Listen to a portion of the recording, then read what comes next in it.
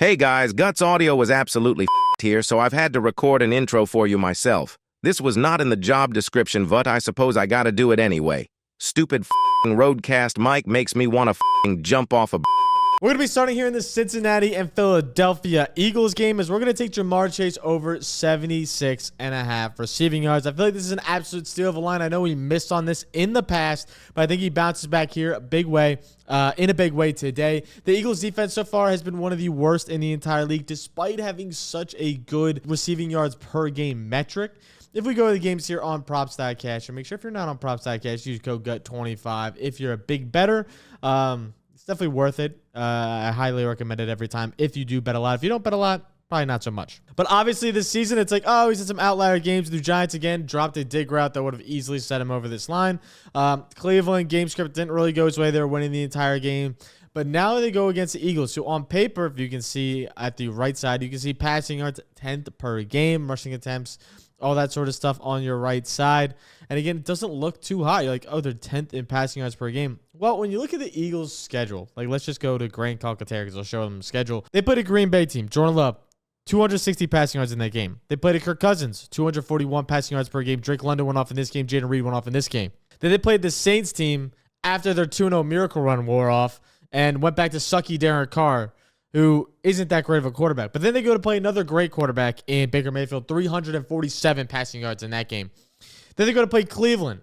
Deshaun Watson stinks. Then they go to play the Giants. Daniel Jones stinks. So realistically, they played 3 really good quarterbacks and 3 bot-ass quarterbacks, which makes this line look a little bit different. But in those games they played good quarterbacks, these receivers are going off. Mike Evans went off. Drake London went off. Even Darnell Mooney went off in the Atlanta game. In Green Bay, Jaden Reed went off. And Dontayvion Wicks had an opportunity to go off. He just dropped 3 passes straight to his chest that were all over 15 air yards. But again, we're looking at Jamar Chase, and you look at this line, you also look at how well he's been doing. Jamar Chase has caught 39 of 48 passes for a league high 620 receiving yards and 6 touchdowns this season. Chase also leads the league in receiving yards over expected, plus 274, and yak over expected at 168. That is the second most receiving EPA at plus 31.3. So he's absolutely cooking this season. And he's on pace to have the most generated receiving yards over expected this season since 2021, who the only person he hits his top is himself. And I think he's going to probably do it this season. I think he's going to see over 1,200 receiving yards this season. He's going to absolutely cook. And I think he's going to have another big day here versus Philly, who I think is a weak defense just being clouded by the bad quarterback play that they've faced in recent days. I think Joe Burrow and Jamar Chase combined for a pretty big day here in a must-win game for the Cincinnati Bengals team. Now, heading on to our next pick, if you're wondering where we're taking these picks, because I get this question also every time, is Underdog Fantasy. If you're not on Underdog Fantasy, use code BDGE when you sign up because you'll get up to $1,000 in deposit match bonuses. Plus, you'll get a free pick of Dak Prescott at just half a yard. Plus, you'll get a Monday night free square of Russell Wilson at just half a yard. So you get both of them for the free ski. So you get 2 free picks. Plus, you get up to $1,000. Plus, you get these bonuses. NBA bonus right now. There is a 50% bonus for NFL. I already used it. But you will get that as well. So you get some bonuses. You'll get free money. Plus, you'll get up to free picks. There's no reason to not be on Underdog. Use code BDGE. Heading into our next pick, we're going to skip the Atlanta-Tampa Bay game. I don't really have anything in there, but I do have something for the Colts and Houston game. As Anthony Richardson, not going to do anything passing-wise, but he's going to go over 37.5 rushing yards. This feels like an absolute fantastic spot for Anthony Richardson. Now, again, on the surface, you're probably like, Anthony Richardson's been bad, all that sort of stuff, because you guys are just looking at straight fantasy numbers, straight passing numbers. I get it. In the passing game, he has been bad. I get he's not looked the best.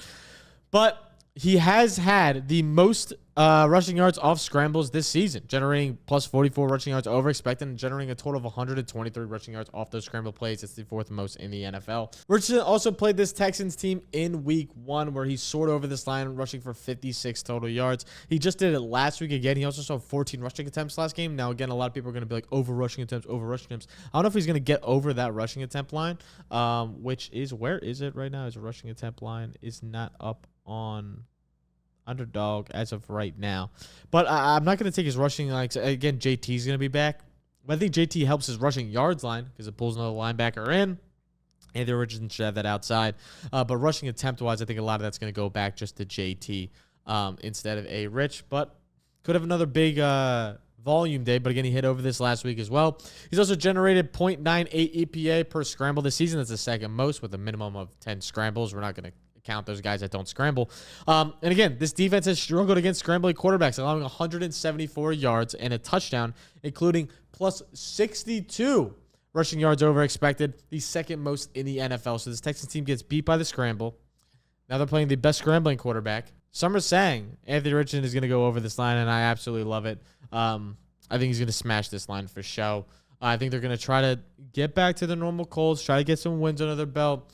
This is a must-win game for the Colts, not necessarily a must-win game for Houston, which, can always falter some things, but I think the Colts could get this one done if Anthony Richardson plays his best ball, which I'm hoping he does, and I think the over on the rushing line feels fantastic. But make sure if you're not, you're following on Pickett. Because you can tell us on Pickett, you can tell all my plays at the odds you get them at. Alex, I do ask you to blur out the plays for now because I still have 3 more to go. But when you're on Pickett, you can tell using code BDGE. When you sign up, it's completely free. There's 0 charge, absolutely nothing to sign up. And you get to tell all of my bets, Nick's bets, Tony's bets. When Tony does round robins, you can follow Casey. You can follow all the boys in the office.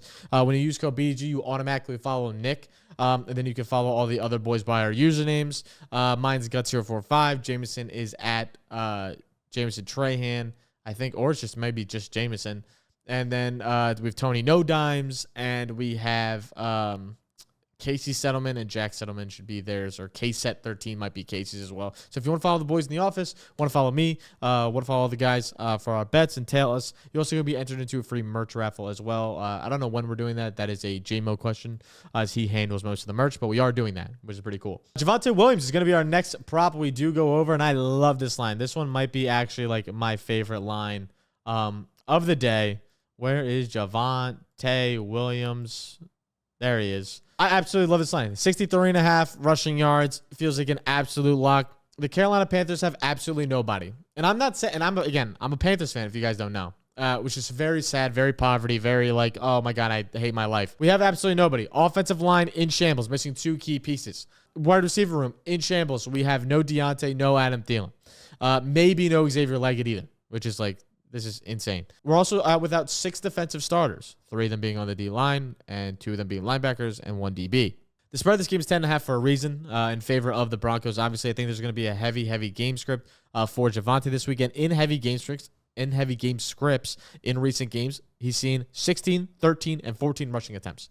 We can go to his props.cash as well. He's been crushing this line, dude. Again, he had 61 versus the Raiders. He did have a 10-yard run called back, which, again, hope doesn't happen against Carolina, but he will easily smash this line. I think he goes like closer to the Saints line versus Carolina. Carolina's been awful. They've been absolutely awful. They're 32nd against the run this year. They're literally the worst.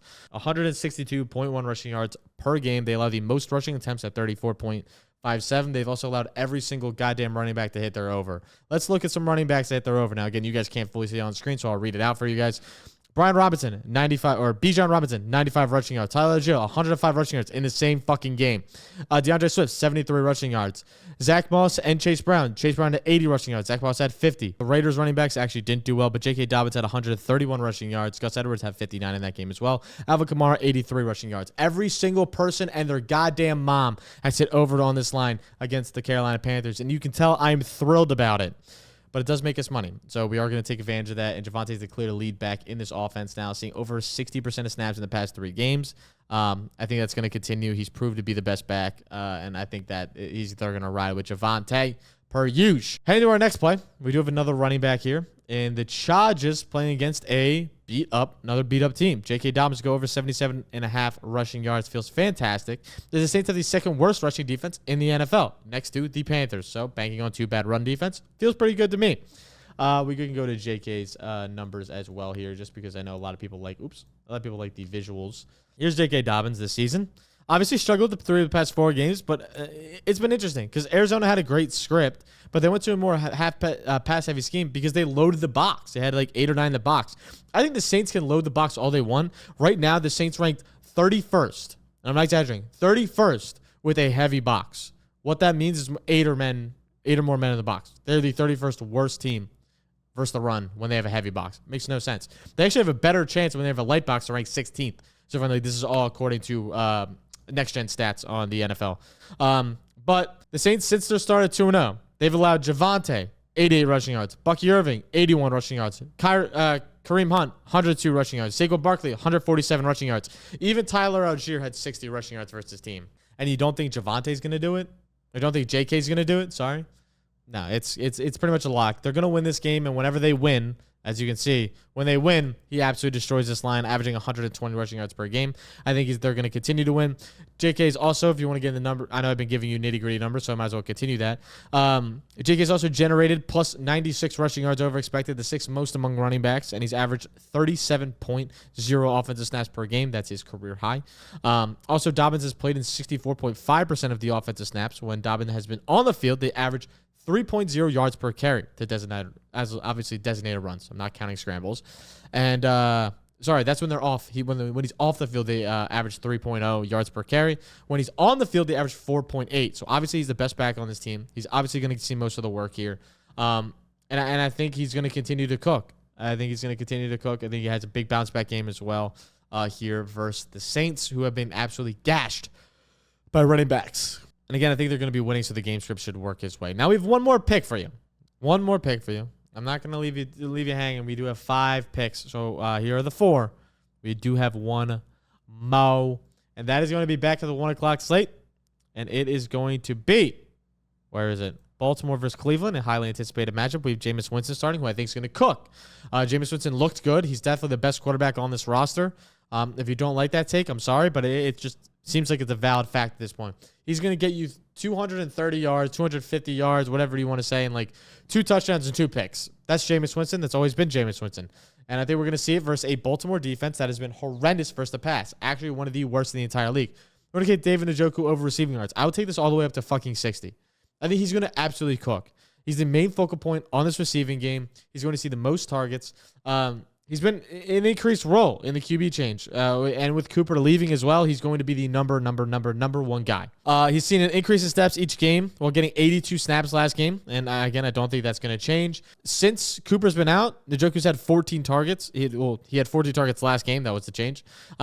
With 10 for 76 yards. Again, we're probably going to see something similar to that. Now he's, again, a fantastic matchup. Baltimore is dead last in pass defense, averaging 287.1 passing yards per game this season. That is insane. Now they go against a gunslinger, Jameis Winston.